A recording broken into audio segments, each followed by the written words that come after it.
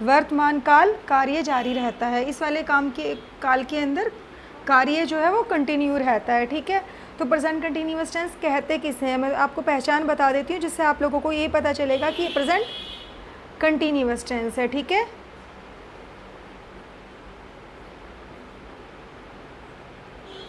जिन वाक्यों के अंत में रहा है, रही है,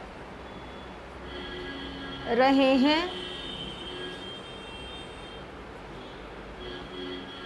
आदि शब्द आते हैं,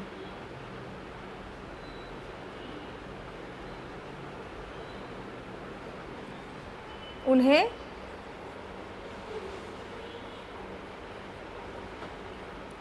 प्रेजेंट कंटिन्यूअस टेंस कहते हैं।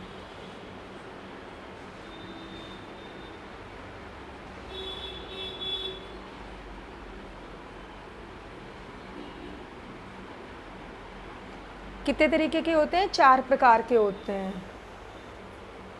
ये 4 प्रकार के होते हैं।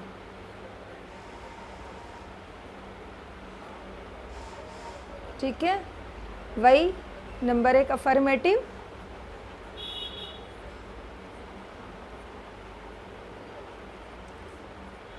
Number 2 negative, number 3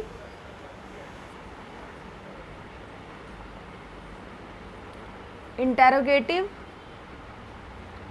number 4 double interrogative.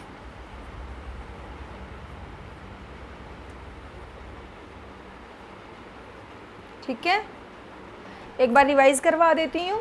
Present continuous tense वर्तमान काल कार्य जारी रहता है। पहचान क्या होती है, कैसे पता चलता है कि प्रेजेंट कंटिन्यूअस टेंस है?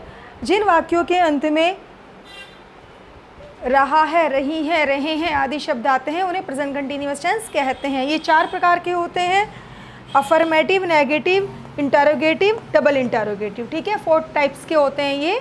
और जैसे एग्जाम्पल है, राम खाना खा रहा है, माँ खाना बना रही है, पक्षी आकाश में उड़ रहे हैं, अध्यापिका बच्चों को पढ़ा रही है, पापा ऑफिस जा रहे हैं। इस तरीके के एग्जाम्पल इसके अंदर कोड होते हैं। अब बनाया कैसे जाता है मैं आप लोगों को ये बता देती हूँ।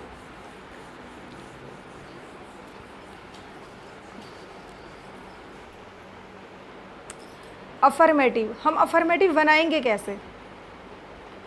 रूल लिखवा देती हूँ कि अफर्मेटिव सेंटेंस बनेगा कैसे। ठीक है, सबसे पहले आएगा सब्जेक्ट। क्या आएगा? सब्जेक्ट। फिर इज, एम, आर। ठीक है, हेल्पिंग वर्ब जो होती है इन तीनों में से एक वर्ब का यूज़ करेंगे। ठीक है, अकॉर्डिंग टू सब्जेक्ट। फिर वर्ब की फर्स्ट फॉर्म आ जाएगी। वर्ब की फर्स्ट फॉर्म के अंदर हम आईएनजी ऐड कर देते हैं। ठीक है, फिर ऑब्जेक्ट, फिर एटसेट्रा। ठीक है, और फिर फुल स्टॉप। वर्ब की फर्स्ट फॉर्म में आईएनजी कैसे ऐड करते हैं? जैसे गो होगा ना, तो गो का गोइंग, रन का रनिंग, वॉक वॉकिंग। ठीक है, स्पीक का स्पीकिंग। ये मैंने एग्जाम्पल दे दिए हैं कि आईएनजी कैसे ऐड करते हैं। ठीक है, जैसे कहीं कहीं जैसे रन का डबल एन हो जाएगा और में सब में बस आईएनजी ऐड हो रहा है। ठीक है, कुछ में वर्ड ऐड कर देते हैं और कुछ सेम ही रहते हैं। इसकी प्रैक्टिस हो जाएगी धीरे धीरे जब आप लोग बनाओगे। ठीक है, एक एग्जाम्पल कोड करती हूँ। जैसे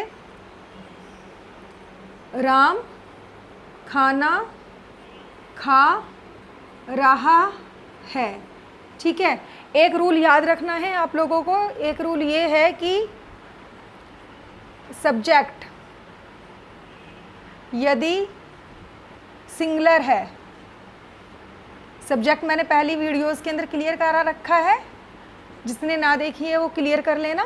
ठीक है, जैसे ही, शी, राम, बॉय, अगर ये एक जना है, ठीक है, एक सिंगुलर है, तो इन सब के साथ हम इज़ का यूज़ करते हैं। किसका? इज़ का। आई के साथ एम का, और अगर प्लूरल होगा, सब्जेक्ट अगर प्लूरल हो, जैसे दे, वी, यू, बॉयज़, एक लड़के से ज़्यादा लड़के हों तो आर का यूज़ होता है। एक के साथ इज़ का, आई के साथ एम का, प्लूरल के साथ आर का यूज़ होता है, ठीक है। तो जैसे राम खाना खा रहा है, तो राम तो एक है ना, तो राम के साथ क्या आएगा, इज़ आएगा। Ram is eating the food, ठीक है, ये सेंटेंस बन जाएगा। क्लियर हो गया होगा। अफर्मेटिव रूल है, सब्जेक्ट नंबर 1 सब्जेक्ट, फिर इज एम आर में से अकॉर्डिंग टू सब्जेक्ट यूज़ करते हैं। वर्ब की first form plus ING plus object plus etcetera, last में फुल स्टॉप लगा देते हैं। आईएनजी ऐसे ऐड कर दें जैसे गो का गोइंग, रन का रनिंग, वॉक का वॉकिंग, स्पीक का स्पीकिंग, ठीक है। सब्जेक्ट यदि सिंगुलर है, ये कार्य करने वाला अगर एक जना है इज़ का यूज़ करेंगे, आई है तो एम का यूज़ करेंगे, और अगर ये प्लूरल है, दे है, यू है, या बॉयज़ बहुत सारे लड़के हैं तो हम आर का यूज़ कर देते हैं, ठीक है। अब मैं एग्जाम्पल को अफर्मेटिव के मैं आप लोगों को एग्जाम्पल दे देती हूँ जिससे आपका अफर्मेटिव क्लियर हो जाए, ठीक है। जैसे मैं होगा, मैं कक्षा में विद्यार्थियों